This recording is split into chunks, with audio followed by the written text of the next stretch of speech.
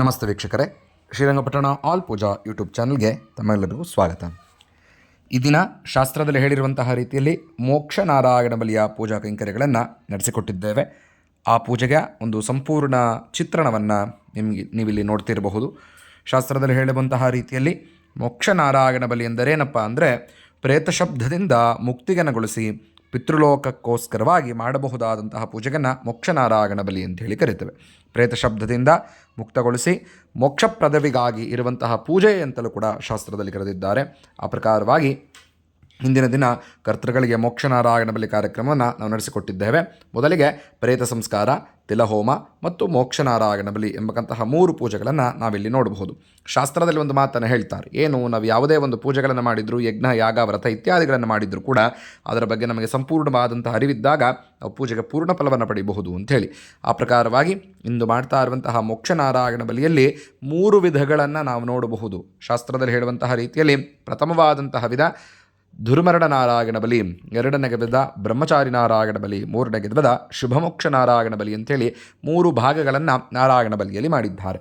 ಮೊದಲನೆಯಾದಂತಹ ದುರ್ಮರಣ ನಾರಾಯಣ ಬಲಿಯಲ್ಲಿ ಯಾರಾದರೂ ನೇಣಾಕೊಂಡು ವಿಷ ಸೇವನೆ ಮಾಡಿ ವಿಷಸರ್ಪಗಳಿಂದ ಕಚ್ಚಿಸಿಕೊಂಡು ಆಕ್ಸಿಡೆಂಟ್ಗಳಲ್ಲಿ ಮರ ಕಟ್ಟಡಗಳಿಂದ ಬಿದ್ದು ನೀರಿನಲ್ಲಿ ಕೊಚ್ಚಿಕೊಂಡು ಹೋಗಿ ಅಥವಾ ತುಂಬ ವರ್ಷದಿಂದ ಕಾಣೆಯಾಗಿ ಅನಾಥರಾಗಿ ಅಥವಾ ವಿಶೇಷವಾಗಿ ಅನಾರೋಗ್ಯದಿಂದ ಏನಾದರೂ ಕಾಲವಾಗಿದ್ದರೆ ಅವರಿಗೆ ಕಾಲವಾದಂತಹ 6 ತಿಂಗಳ ಒಳಗಾಗಿ ದುರ್ಮರಣ ನಾರಾಯಣ ಬಲಿಯನ್ನು ಮಾಡಬೇಕು. ಮಾಡಲಿಲ್ಲ ಅಂದರೆ ಮನೆಯಲ್ಲಿ ಮತ್ತೊಂದು ಅನಾಹುತ ಖಂಡಿತ ಅಂತ ಶಾಸ್ತ್ರದಲ್ಲಿ ಹೇಳಿದೆ.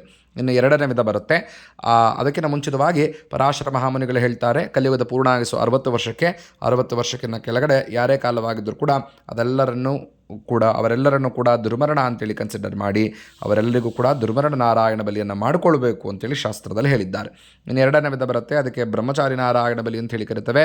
ಬ್ರಹ್ಮಚಾರಿಗಳು ಅಂದರೆ ಮದುವೆ ಆಗದೇ ಇರಬಹುದಾದಂತಹ ಗಂಡು ಮತ್ತು ಹೆಣ್ಣು ಮಕ್ಕಳು ಏನಾದರೂ ಮದುವೆಗಿನ ಮುಂಚೆ ಕಾಲವಾದರೆ ಅವರಿಗೆ, ಅಥವಾ ಮದುವೆ ಆಗದೆ ಎಷ್ಟೇ ವರ್ಷ ಬದುಕಿದ್ದು ಕೂಡ ಕಾಲವಾಗಿದ್ದರೆ ಅವರಿಗೆ ಕಾಲವಾದಂತಹ 13 ಅಥವಾ 1 ವರ್ಷದ ಒಳಗಡೆ ಬ್ರಹ್ಮಚಾರಿ ನಾರಾಯಣ ಬಲಿಯನ್ನು ಮಾಡಿಕೊಳ್ಬೇಕು. ಇದಕ್ಕೆ ಯಾವುದೇ ದೋಷಗಳನ್ನು ಹೇಳಿಲ್ಲ. ಇನ್ನು 3ನೇ ವಿಧ ಶುಭಮೋಕ್ಷ ನಾರಾಯಣ ಬಲಿ. ಇದಕ್ಕೆ ಪಿತೃಶಾಪ ಶುಭಮೋಕ್ಷ ನಾರಾಯಣ ಬಲಿ ಅಂತೇಳಿ ಶಾಸ್ತ್ರದಲ್ಲಿ ಕರೆದಿದ್ದಾರೆ.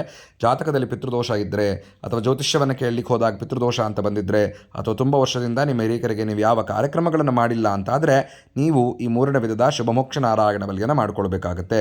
ಇಲ್ಲಿ ತಂದೆ ವರ್ಗ, ತಾಯಿ ವರ್ಗ, ದೊಡ್ಡಪ್ಪ ದೊಡ್ಡಮ್ಮ, ಚಿಕ್ಕಪ್ಪ ಚಿಕ್ಕಮ್ಮಂದರು, ಅತ್ತೆಂದರು, ಮಾವದಿರು, ಸೋದರರು, ದಾಯಾದಿವರ್ಗದರು, ಸ್ನೇಹಿತ ಮತ್ತು ಸ್ನೇಹಿತೆ, ಗುರು ಮತ್ತು ಶಿಷ್ಯ, ಮನೆಯಲ್ಲಿ ಸಾಕಿದಂತಹ ಹಸು, ಕರು, ಬೆಕ್ಕು, ನಾಯಿ, ಕೋತಿ, ಹೀಗೆ ಎಲ್ಲಕ್ಕೂ ಕೂಡ ನೀವಿಲ್ಲಿ ಮೋಕ್ಷ ನಾರಾಯಣ ಬಲಿಯನ್ನು ಮಾಡಿಕೊಳ್ಬಹುದು. ಆಗ ದುರ್ಮರಣ ಆಗಿದ್ದವರು ಬರ್ತಾರೆ, ಬ್ರಹ್ಮಚಾರಿಯಾಗಲೇ ಕಾಲವಾಗಿದ್ದವರು ಬರ್ತಾರೆ.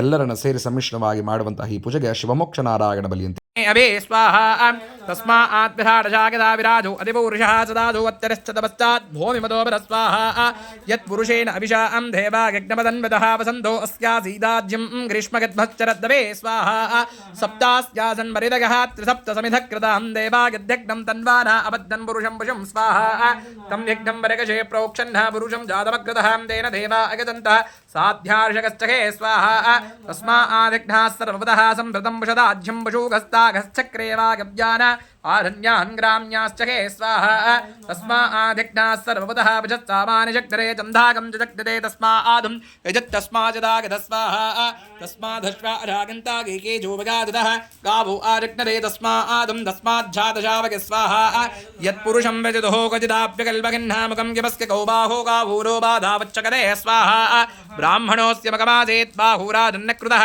पूर्व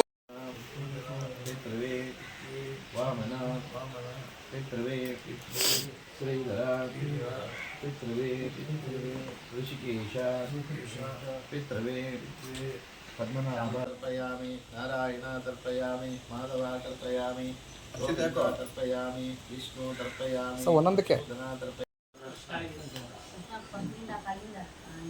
हरिद्रचूर्ण स्नपयामि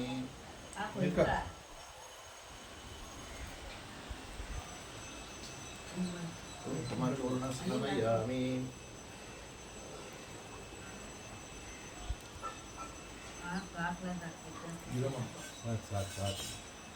तुलसीपत्राणि स्नपयामि ಗುಲಾಬಿ ಹೂವುಗಳೆಲ್ಲ 5 ಬಿಟ್ಕೊಡಪ್ಪ ಅವ್ರು. ಗುಲಾಬಿ ಕೊಡು.